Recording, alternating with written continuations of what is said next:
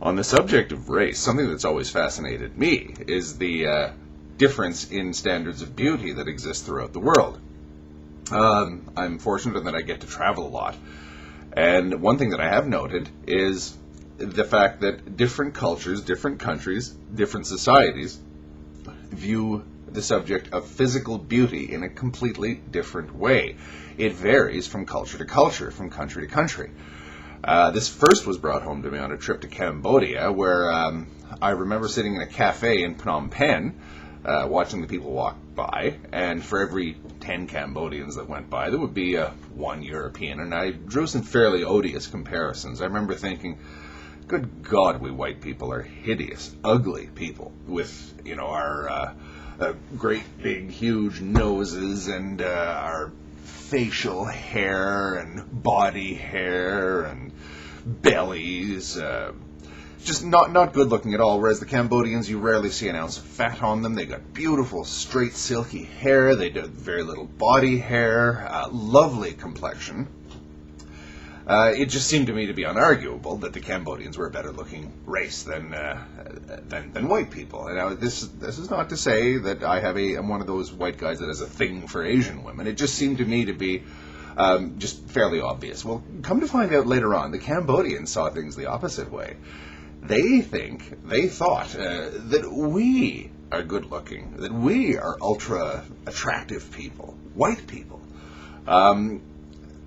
for perhaps reasons that we take for granted and don't make such a big deal out of, such as white skin, blue eyes, this kind of thing that's common enough here so that people rarely notice it.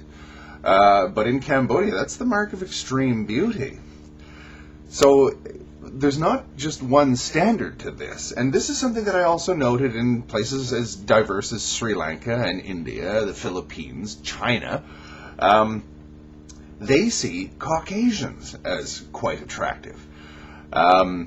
In Sri Lanka and in the Philippines, I even saw clinics where people can go to allegedly have their skin whitened. It's called a whitening center, and you can buy these products called Fair and Lovely, where you apply this cream to your skin and it somehow bleaches the color out of your skin.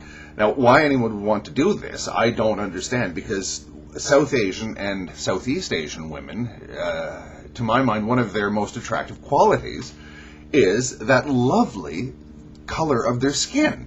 But you see, they see things differently. Their view of what beauty is different from ours. On that note of white guys and Asian girls, well, that's kind of a stereotype in the West as well, that deep down most Caucasian males kind of have a thing, almost a fetish for Asian women. Well, you ought to see the reaction of an Asian when, shall we say, a top-heavy, attractive, blonde-haired, blue-eyed woman walks by in Manila or in Bangkok or Phnom Penh. Well, you're left in no doubt as to what the men who see her think. To them, she's just the most gorgeous thing they'd ever seen, and they, especially in the Philippines, they can be pretty vocal about it as well, harmlessly, of course. But I remember actually several times thinking, I'll trade you 5 of ours for one of yours, and we'll call it a deal. So it does work both ways. It just depends on what you yourself believe to be beautiful. It's something that fascinates me, and it's one of the one of the less controversial and slightly lighthearted takes on the race issue. Thank you.